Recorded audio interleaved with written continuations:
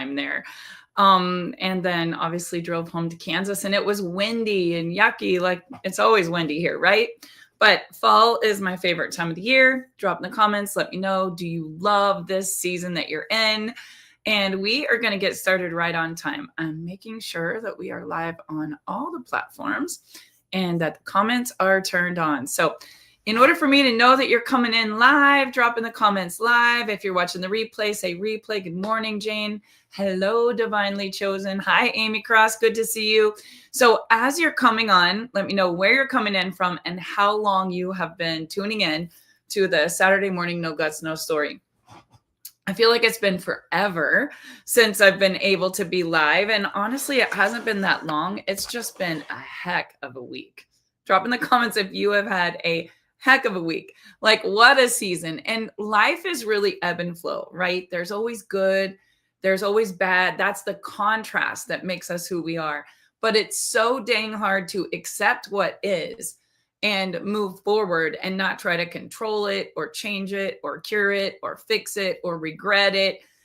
I feel like every day, the more successful you become, the longer you live this thing called life, the more contrast there is, because then it's not just you, it's you and your spouse, and then it's you and your kids, and then it's you and your spouse and your kids and your grandkids, and then it's you, your spouse, your kids, your grandkids. Maybe you got some step grandkids, maybe you got some cousins that come in there, maybe you are taking on people that aren't even yours to take on. Can I get an amen? Anybody else want to save the whole world? And the next thing you know, you're trying to figure out, why do things happen the way they happen? Like, why is that going on? It's not fair. Why would it happen to her and not to her? Why would it happen to him and not to him? Like, here's the good person. Here's the person that's not so good. And you know what I have found? Take no prisoners. It's happening, right? Like it's happening whether you like it or not. Whether it's something that's happening in the news, something that's happening in your community, something that's happening in the school. This week, I spent a lot of time with family. And a week ago, on Wednesday, 10 days ago, I flew to Las Vegas to do some video shoots for this incredible platform that we're launching in our company. By the way, speaking of company, I haven't even had my rise yet. And yesterday, my brain was like having brain farts. Like I couldn't think of things. I was trying to finish sentences with words that weren't coming up. So every day I drink organic mushrooms. If you don't know, you should know. But I am, oh my gosh, the scooper is not in here. Somebody took the scooper out of my new favorite flavor, which is pineapple. Oh my gosh. Okay, so I'm just going to dump some, right? Can't have too much. A scoop a day keeps the blues away. And I have had a week where you could have a lot of blues. Things don't always go as planned. That's the problem with life. Things don't always go as planned. And then you have to figure out how to handle that contrast. So while you're handling that contrast, and maybe you want to sit down and have a pity party, or as my daughter calls it, a crash out. I never knew what a crash out was. Do you guys know what a crash out is? Okay. Oh, my scooper was in there, Genevieve. Somebody stole mine. But then I do a couple of drops of the source minerals, and I'm at the bottom of the barrel on them. But pulling out the toxins and putting in all of the minerals, because let's face it, my last 7 days, there wasn't a lot of whole foods or organic eating. I was in airports, hotels, RVs, slept in a parking lot, true story, and made it back home just in time for a funeral. So I picked this topic, believe it or not, like 5 days ago. An email goes out to everyone. If you're not on my email list and you don't get the updates, then I'll just tell you, I chose this topic at the beginning of the week. And I feel like ebb and flow is so very important to understand, because there is this poem that I have hanging in my lake house that says, life is beautiful, and then it's not. How many of you have ever heard that? Have you ever heard that? It's true that, you know, we don't really understand why things are happening, but we're all on our own journey.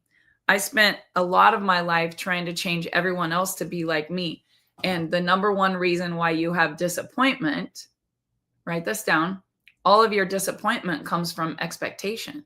So you're expecting people to be healthy and work out with you, or take vitamins and take care of their body like you, or go to church with you, or come to family events with you, or maybe you think they should dress a certain way, or live a different lifestyle, or be a better mom. Like maybe you're around kids at the school and you're like, you shouldn't be a bully, but that is that person's journey.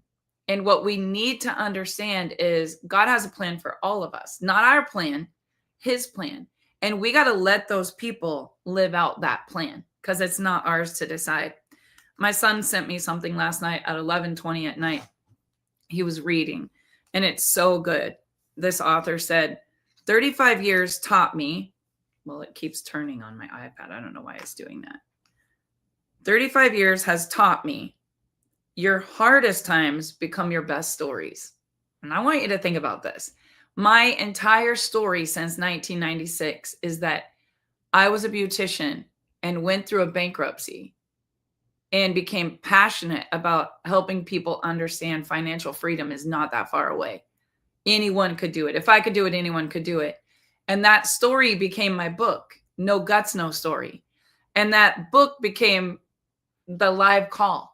And that call became a Facebook Live and a podcast. And the entire No Guts, No Story really started when Dave got arrested for a $7 check for baby formula. What if we never went through that? Can you even imagine if we never went through that? It was just smooth sailing. We wouldn't even have a story. People relate to your story because of what you've been through. The bankruptcy, the divorce, the failure, what breaks you eventually makes you. Now, I've never been through a divorce. I cannot imagine spending the last 48 hours with my mom and dad in the same room. One of the very few times it's happened, maybe 4 times in my life.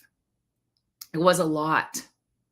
Driving home from what I thought was going to be a beautiful vacation this week, coming home to a funeral, my dad here at the house before I even could get home. Like, it was a lot. Yesterday, I would just say I wasn't good. It wasn't good mentally. And I had to really work on myself to get to where I am this morning. How many of you have had a day where you're like, I'm not good? And you know you're not good. So you got to do what you need to do to get good. The thing that you're going through eventually becomes your story. It's not your ending. It's your becoming. Think about that. This is not your ending. This is your becoming. And every single story has a survivor in it. You're surviving whatever you're going through to create your story. There's a plot twist in there somewhere, right? And yours is being written right now. So keep going. Is that not the most beautiful thing to tell someone, to give them encouragement? In coming from my son last night, it meant a lot because I know what he's been through. I know what he's going through. I see the survivor in him. I see this amazing single dad raising these beautiful children. I see him waking up early and making breakfast when he probably could just stay in bed. I see him going to work, running his store, putting out orders, getting a kid football cleats. I see him on a walk with a wagon. I see him opening his Bible. I see how he starts the day. I see how he ends the day. And as a mom, any of you that have children, you know what it feels like to see a child go through something that you can't change, because exactly what he sent to me, what you're going through is not failure. What breaks you eventually makes you, not immediately, but eventually. Any of you who have been following my story, Darian and Callie have a similar situation. You know, Darian was playing amazing pro basketball team in Germany a couple of years ago. And I mean, the sky was the limit. The kid is an animal. He's so good at basketball. He's playing live today at 12:30. We're all going to watch it. It's nighttime in Spain, but you know, he tore his ACL and it was devastating. And I remember him coming home on the little wheelie cart. And I remember the surgeries, the frequency treatment, laying on a table, getting shocked, doing the ozone blood thing. Like they did everything because the dream of playing basketball was so big, but everyone said, oh, that's a horrible injury. He'll never come back, right? Well, he trained for a year, twice a day, paying a trainer, going to the gym, sacrificing. Like I can remember us being on company Zooms, would be like, Darian has to go to a workout. Darian's at a workout. We would go visit. Where's Darian? Darian's at a workout. We would go see the gym he was working out, watch him with a trainer. And right when he was about to try out again, I know you guys won't even believe this, but he was healing the leg that they did the surgery on. And I remember Callie calling and just being so devastating. Like I thought someone died. And he tore the other one right when it was time to try out. And 2 years, guys, of constant daily discipline and work and heartbreak. And the enemy saying, you're never going to make it. You're never going to come back. You might as well go get a different job and not have your dream of basketball. And just watching them go through that. There's nothing that his mom or this mom could do except for pray. And, you might not understand that because you're not an athlete. But I don't understand that. I'm like, it's a leather ball. But to this person who that's their dream, it's everything in their life. And to see them sacrifice for so long and see him get a contract last week in Barcelona, Spain area, I'm telling you guys, like, to you, it might mean nothing. To me, it might not be that big of a deal, but to them, just getting the contract and moving was like the biggest dream come true. Have you ever seen people dreaming of being a mom and trying to get pregnant, and it's just not happening? They're struggling. They're going through whatever. And then other people are just popping out kids like crazy, right? I was in a room yesterday, a funeral, which I'll get to. And there was 15 grandkids. There was 15 grandkids running around, right? And with my mom, there's like 30. And there was a young cousin sitting there with my mom and my cousin Bradley and my Aunt Joan. And she just found out she's pregnant and the baby's due in March. And I was like, oh my gosh, March babies are the best. Like all of us Zorn girls are March babies. And while we're sitting there at my aunt's funeral, which by the way, on the trip, Dave shows up, has a motorhome. We're headed to Sedona. He just gets there to pick me up from the Vegas trip. We move Chance. We're going to go to Sedona and plan the diamond retreat for our top leaders in the company because Sedona, the highest frequency, right? I've never been there. And we had to get in the motorhome, pull an all-nighter, drive home to get back here because my dad's only blood sister passed away. And what started out like, let's move Chance into his new house. Let's pop the champagne. Let's go on a walk in the neighborhood with the kids, decorate for Halloween, carve some pumpkins. Oh, wait, can't do that. Got to pack up everything and rush home. Everyone's coming home for my aunt's funeral. And when I say ebb and flow, like, guys, this is life. This is life. And I was talking to Callie about it yesterday, and she's like, Mom, if you really think about it, I can't think of a month ever, adult life, that there wasn't something that went wrong. There's always an employee that quits, or one day somebody came in her store and stole a bunch of products and ran down the street. There's a dishwasher that goes out. There's someone that's sick. There's somebody dying. There's somebody giving birth, right? It's ebb and flow, constant contrast. Contrast is what helps us know what we want, not what we don't want. So I have two cameras going here. I hope that's not confusing you guys. That way I can be on both Instagram, Facebook, YouTube, LinkedIn, all the places. But this week, I had to really dig deep because sometimes life isn't fair. My expectations always create my disappointments. How many of you can relate to that? How I think things will be. The Kodak moment, the family photo, the dinner, the move-in, life is what you make it. You can always find a reason to be sad, mad. It's not fair. Why would we do that? My little nephew got bullied this week. He's an incredible athlete. He's so strong. He's going to be massive. But there's this age where you're going to be so big and so strong that you go through this awkward stage. And the kid works out. He's the kindest kid. He has the biggest heart. My mom tells me right when I get home that the kids in the lunchroom were bullying him. And the mama bear in me wants to go choke them out. Don't bully my nephew, right? I was bullied growing up. And today I have dark hair, but I used to have bright red hair before it was gray, and I colored it. It used to be auburn. Before that, it was orange.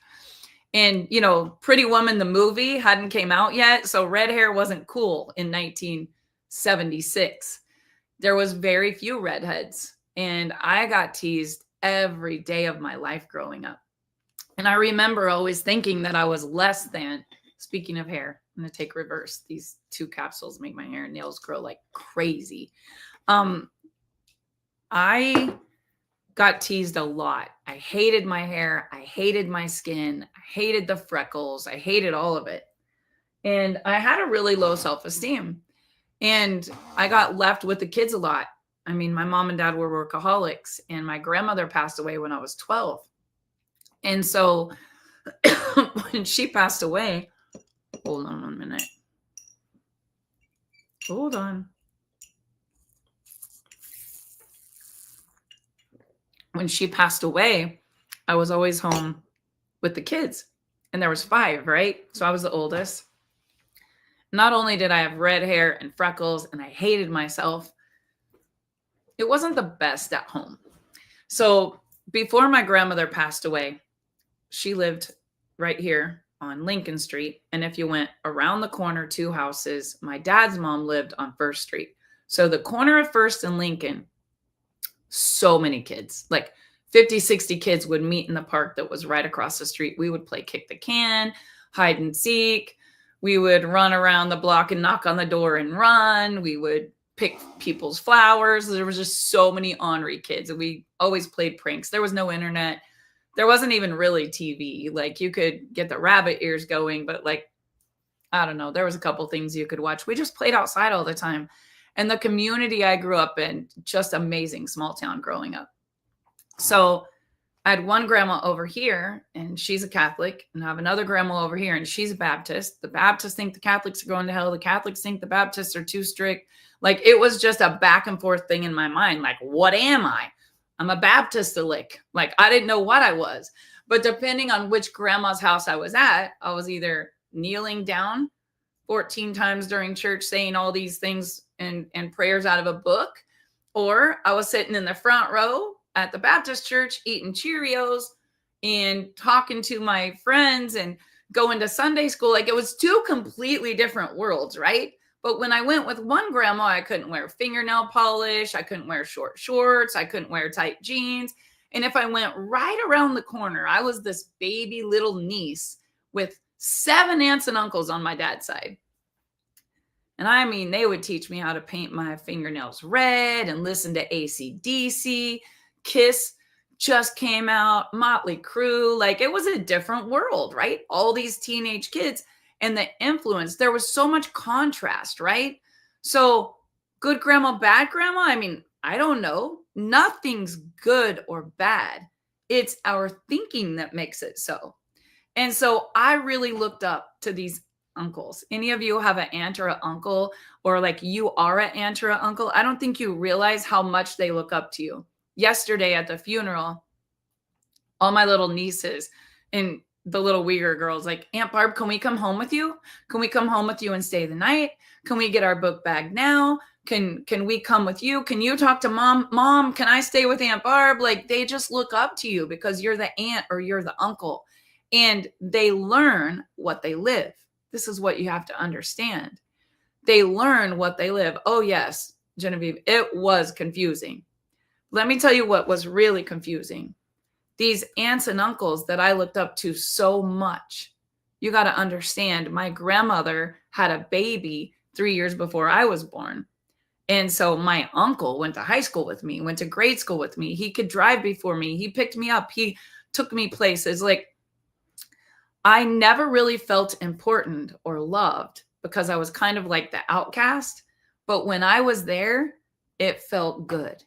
So you do what makes you feel good and you learn what you live. And the next thing you knew, my grandmother, she was widowed twice. Her first husband passed away. That would have been my dad's dad.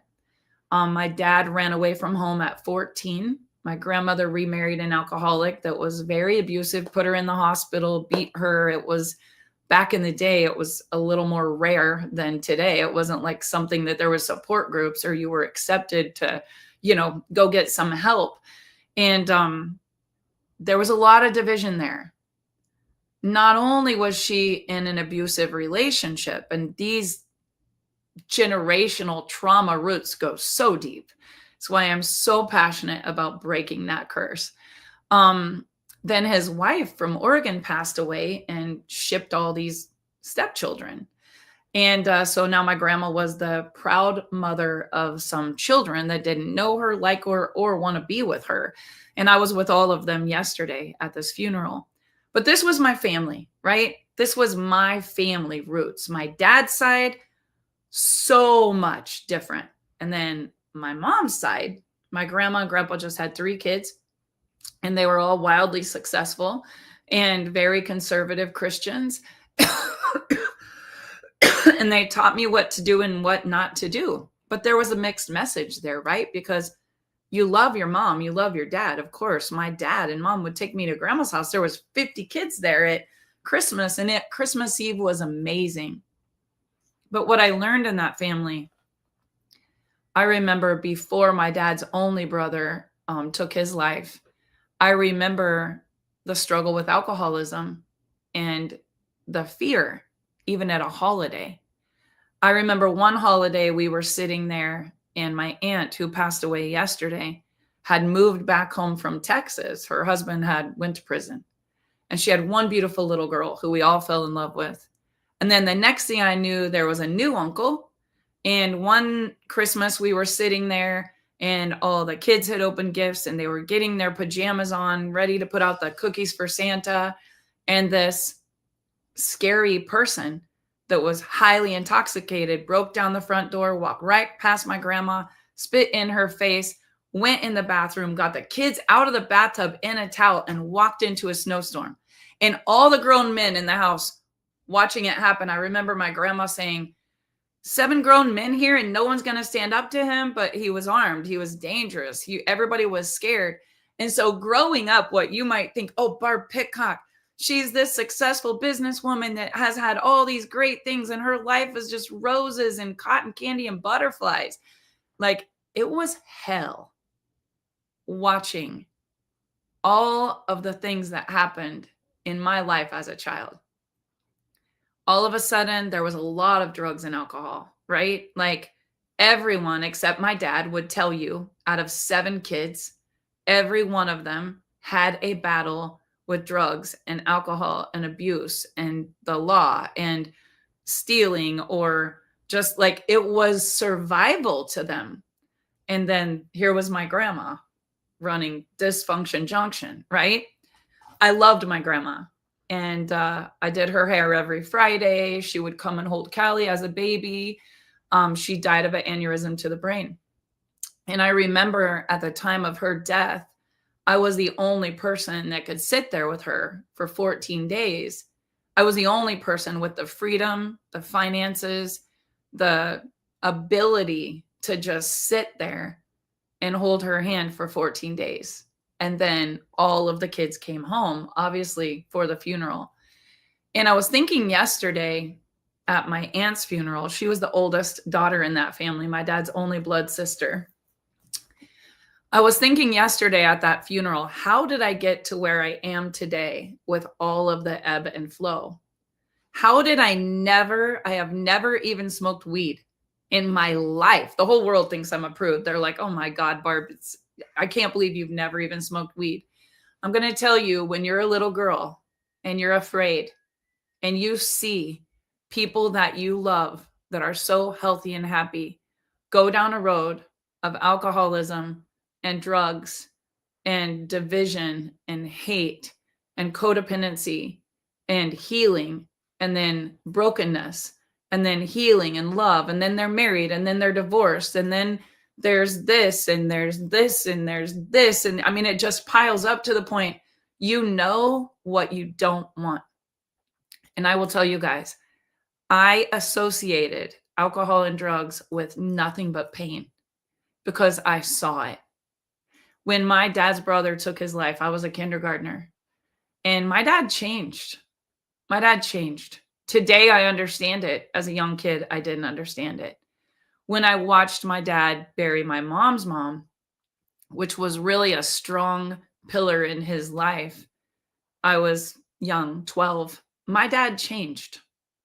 I could see it. I could see the change. And today, as someone that is an advocate for mental health and frequency healing and what goes on, the contrast in your body, your mind, your life, it's the vibration that you're on.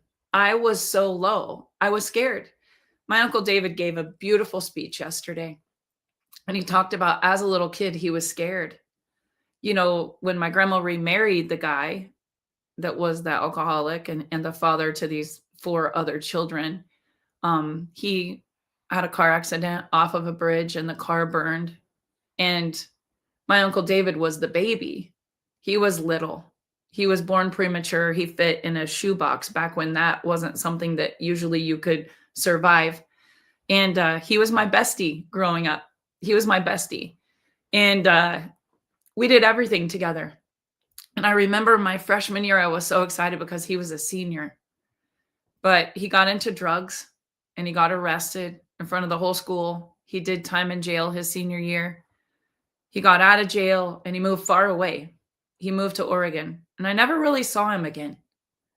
And it was just like everything that I was attached to was, going away. My dad left when I was 18, never saw him for like 4 years. And I was a survivor, just like what Chance sent to me. Like, I was a survivor.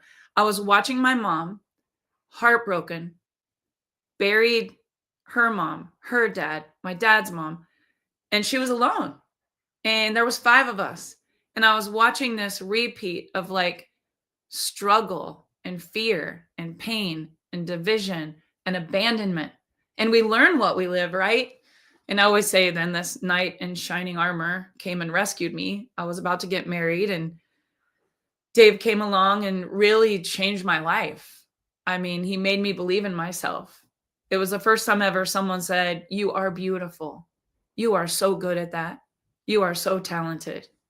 First time I had someone that wanted to sit down and pray with me since I was a little girl.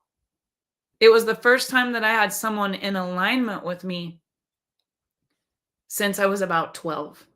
And what we created as a husband and a wife was like everything that was ever a fairy tale dream in my life. And then we got married, right? And everything was amazing until it wasn't. Brooklyn was born premature. They said she would make it, but I wouldn't. But I did. That little girl came into the world fighting. And when I talk about Brooklyn all the time, probably more than my other 2 kids, but my admiration for her and that journey of your story and your surviving and what you're doing and not giving up and keeping going. Like, that's an everyday message in this house. My daughter Brooklyn lives with us. And some days she encourages me. Some days I encourage her. But what it really comes down to is understanding the ebb and flow in life, the good and the bad, the contrast. It's the energy that we give to it. It's the energy that we give to it. I got in a motorhome, helped Chance unpack a few boxes. Dave had just arrived, and I said, I can't stay here for the weekend. Jetty has a game this morning. We were so excited to go to the football game. Last week's got canceled. Never got to see him play football. It was 100 miles an hour, and we got in the motorhome and we headed home. We had just bought this motorhome because I was like, as much as I travel, Dave, if you drive, we can just have our suitcase, go on our road tour. I got to be in DC this weekend.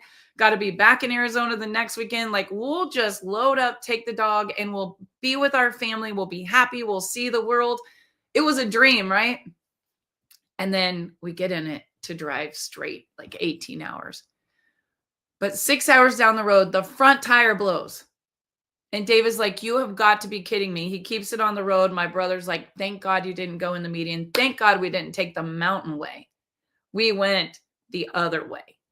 Thank God it was on a straight road. Thank God there wasn't cars around. And we pulled off and we slept in a parking lot in Tucumcari, New Mexico, calling my dad saying, make yourself at home.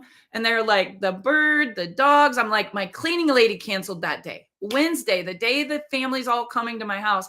And Brooklyn's like sweating her butt off trying to clean all the rooms and flip all the beds and get groceries. And it was stressful, guys. It was nothing short of like anything that could go wrong would go wrong. But in the midst of it, me and Dave are sitting there in a parking lot in Tucumcari, New Mexico, and I have 2 hours of Zooms.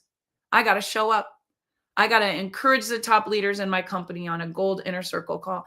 There was some of them that fought to win an MVP call. They went over and above, enrolled 3 new people in their business. And I had a special call with them right during the blowout because that's the way the enemy works. I want you guys to understand that contrast is good and bad. It's Christ-like and it's Satan.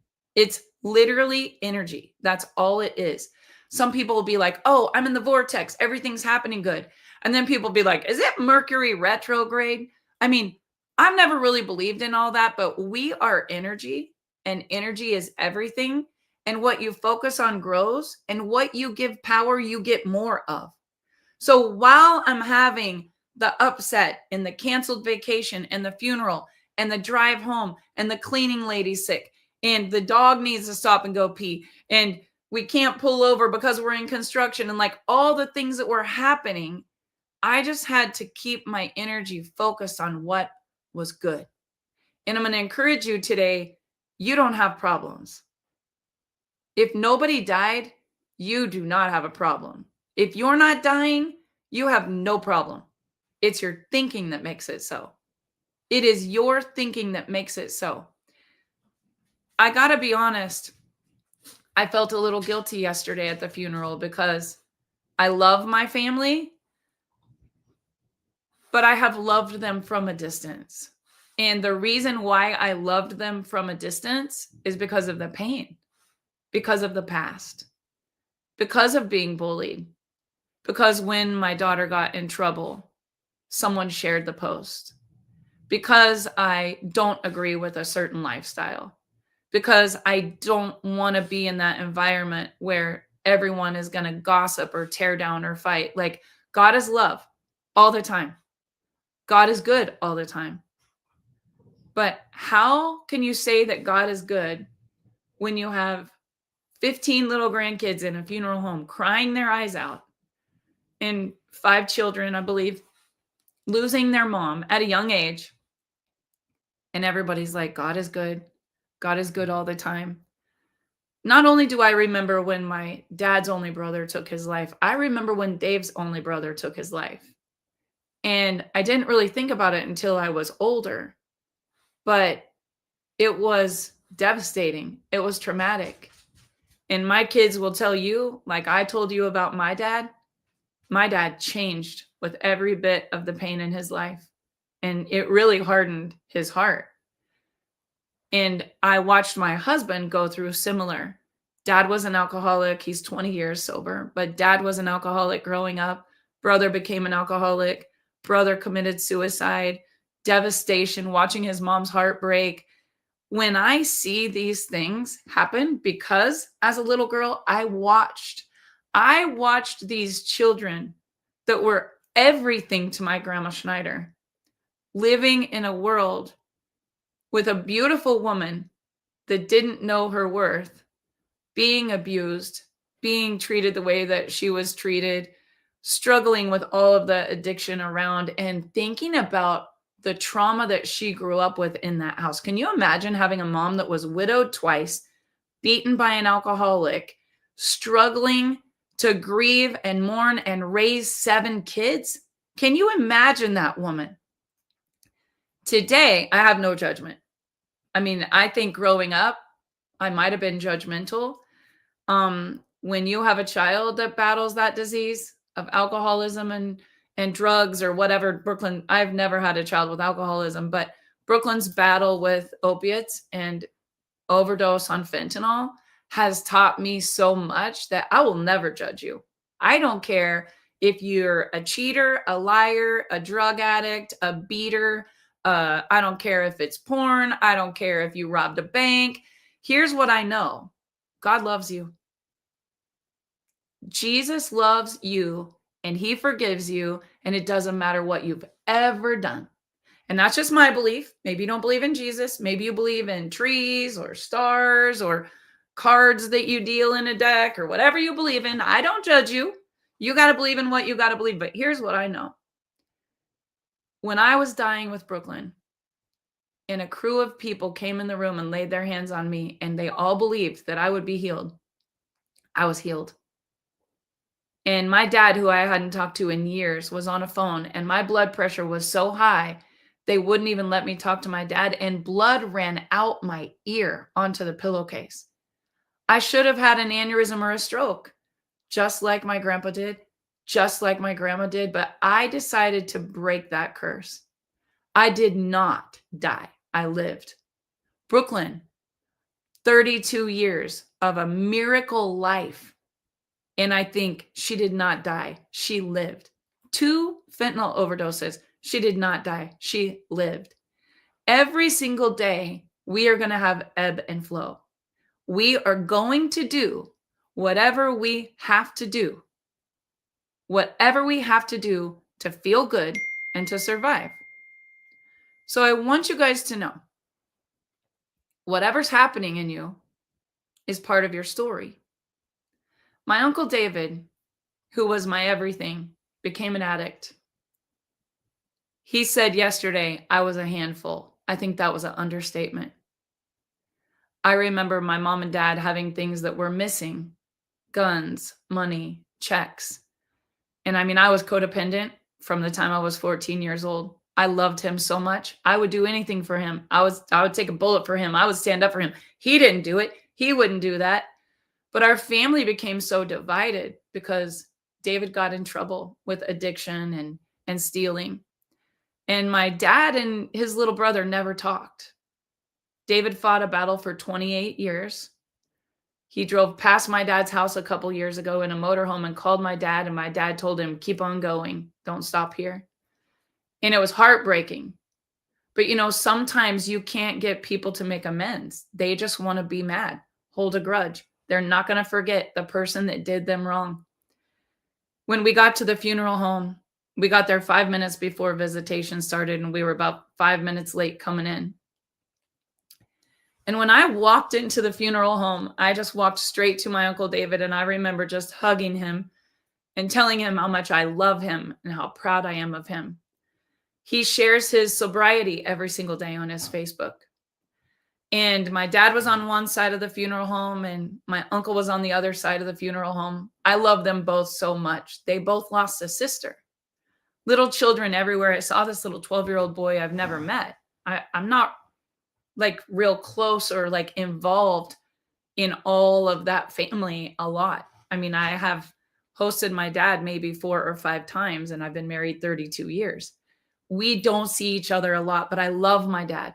I long to have that healing in that family, but there's just been so much. Well, my Uncle David stood up at the funeral and he said, I'm going to talk. I mean, somebody has to. Barb, do you want to talk? And I mean, who am I to talk at a funeral when I've been very absent from all these cousins? I love my Aunt Tammy. She was a mentor to me. She was very smart. She went to Bolivia and brought us all home stuff and taught me about llamas. And I mean, then I watched her live a really hard life raising children and grandchildren that she loved so much. I would see them at family reunions, but I have locked myself in an environment that I have been able to heal and focus and not associate with all of the pain that has come with a lot of my past. And that was my choice. I missed out on a lot, but I had to do what I had to do. And with my dad and the healing that has happened, it's been amazing. Ebb and Flow. Yesterday, my dad walked up to my mom and said, "Can I give you a hug?" My dad's been gone since 1989. No child support. Mom and dad just went different ways, and my mom is a freaking survivor. But my dad had to do what he had to do. Imagine the loss, the addiction, the loss of a mom, every sibling addicted, losing one to suicide. Like my dad had a very hardened heart, and there's a lot more to it. My grandma and grandpa had a business with my mom and dad. My grandma died. My grandpa remarried. The business got destroyed. Like there was just a lot, a lot, a lot, a lot. And I saw it all as a little girl. But yesterday, my dad hugged my mom, said, "Can I give you a hug?" And said, "You did such an amazing job raising our children." It was love. God is all love, all forgiveness. My dad's little brother was afraid to go up and apologize, but he did. And he said, "I'm sorry that I stole all your stuff and I was an addict and I hurt everyone so badly." But he's on a 10-year sobriety run and he leads meetings twice a day. And he stood up and he talked at the funeral. And when he talked, I was watching her husband in the front row and these children who are incredibly broken right now, under attack. Like the enemy is showing up to destroy and divide and create more division and more generational curses, right? And more addiction and more hate and more blame and more victim, victim, victim. Like those roots are so deep. And Aubrey, the oldest, who I always thought was my grandma's favorite, she was a cute little blonde. I was a, freckle-faced little redhead. She was there, like the mama, like she grew up being the oldest. I'm the oldest. I get it. Trying to do every single thing she could to fix and control and cure and change something that only God can change. And I said to her, "That's how you get sick." She's a cancer survivor. Disease shows up in our life when there is dis-ease. I want you to hear me on this if you don't hear anything else. Dis-ease in your life, the blame, the shame, the guilt, the hate, the resentment. "I'm not going to forgive you. I remember what you did." That dis-ease in your vibration of your body, it's why I own a company called Frequent. It lowers your vibration and it makes you sick. Christ-like is the highest vibration of all, authenticity and love. Satan isn't a little guy with red horns. He doesn't wear horns around and carry a pitchfork. That's just an imaginary picture. He's a vibration of hate and guilt and shame and anger and jealousy and fear and greed. And when my uncle stood up to talk, the baby of them all, and give a tribute to his sister, he said, "From the time I grew up, a little tiny baby, I had fear.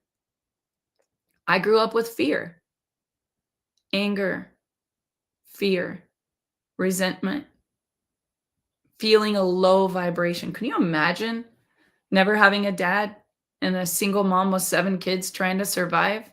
He talked about going to get food stamps and cheese and milk. I remember that. My grandfather was an incredible, successful businessman 3 doors around the corner, running rental properties, building network marketing companies, getting a free car, working for City Service Oil. And then right around the corner was my grandma raising 7 kids. We would go pick up the rice and the beans and the cheese. Like I saw 2 completely different worlds and they were so different. But I knew that God was real no matter what church I was in. It's my own personal belief that religion divides us all. I mean, I just think if God is love and everything is good, it's our thinking that makes it not good. Why do we have to be right? Why do you always have to be right? listening to my Aunt Joan and my cousin Stacy do the rosary and everything that night at the wake. Like, I barely remembered all that as a little kid, but they did what they do because they were Catholic.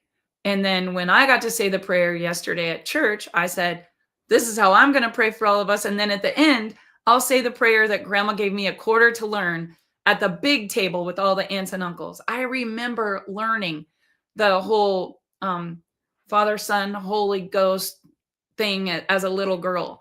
And I remember, bless for these and thy gifts we are about to receive, like before we ate every day. It was like a ritual where it would be totally different, just 3 doors down. Why would you let a belief or an addiction or a depression or a marriage, some judgmental? I remember when my Aunt Martha married a guy that wasn't white 30 years ago, like they thought the world was ending. And today I'm like, how could anybody be racist? Like, that's the stupidest thing in the world. I'm so glad my daughter married the man that she married that's not white. Like, I am so blessed that Darian is my son-in-law. If anyone was ever racist, I would punch them. Like, the non-Jesus side out of me would probably come out. But here's the problem, guys. We learn what we live, and beliefs are stacked, and scars form where pain and wounds were, and we become different. And this entire world that we live in is so divided right now. My Uncle David stood up to speak. He went over to my dad. He apologized. He said, "Can I get your cell phone?" My Uncle David is 3 years older than me, and my dad is 75 years old. He didn't have his brother's cell phone. I watched healing happen. My Uncle David stood up to speak, and he talked about how important it is that this family comes together through the ebb and the flow. And I was standing there by this beautiful angel wing that I had ordered with white flowers all over it from our family, and it was the standing thing at the graveside service. And he said, "My Aunt Tammy was a redhead. She was a spitfire, and she was so stubborn." And the butterfly went over his head and landed right in front of me on the angel wings that I had brought to the cemetery. The butterfly flapped its wings the whole time David was talking about being a redhead. And then he said, "I'm going to read something, and I want to talk to you kids about coming together." And the butterfly left me, went to her children. They were holding sunflowers. The butterfly landed on each child's flower. If you don't believe God is real, and you would have been standing there next to me yesterday, all I heard was just a gasp. Everyone was just like, "Oh, the butterfly." And the reality is, you guys, there's miracles all around us every day, just like that butterfly. It's the fact that you have breath, the fact that some of you are carrying a baby, the fact that some of you just met the love of your life. Your loan got approved. You got to move into a home and stop renting. You got an advance at your job. You have food on your table.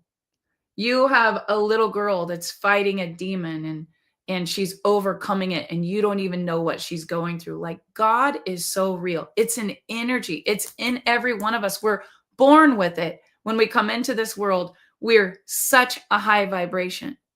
Do you know it? The Satan, the devil, the enemy that shows up to fight every day is a vibration that's down here. It's an energy that we carry that's so low. And if we let his foot in the door, he'll take over the whole damn room and the house. He wakes up every day to divide, to destroy, to conquer, to steal your dreams, wreck your health, ruin your finances, and make you sad so you will turn to anything other than what is Christ-like. I am no perfect Christian. I cuss. I like a tomato juice and a beer occasionally. I try to not cuss, but sometimes I cuss. I do not gossip. I hate gossip, but sometimes I'm in a room with people that gossip. And even to participate is a sin. You know, all sins are equal. You know that. Whether you gossip, lie, steal, cheat, or you're just a mean person, All of that is of the low vibration. All of that is the enemy. So understand that you're forgiven. It doesn't matter what you've done. Yesterday, I watched so much healing in that room.